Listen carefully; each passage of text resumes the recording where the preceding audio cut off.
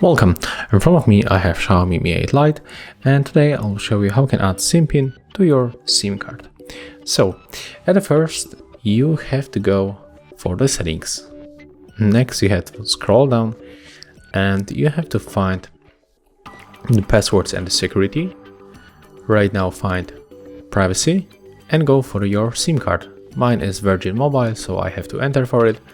There we got only one option, the lock SIM card, so we have to tap on the switcher, input your new PIN code, click OK, and as you can see, there it is. Right now, if you restart your smartphone, this PIN code it will be required. So if you find this video helpful, remember to leave a like, comment, and of course subscribe to our channel.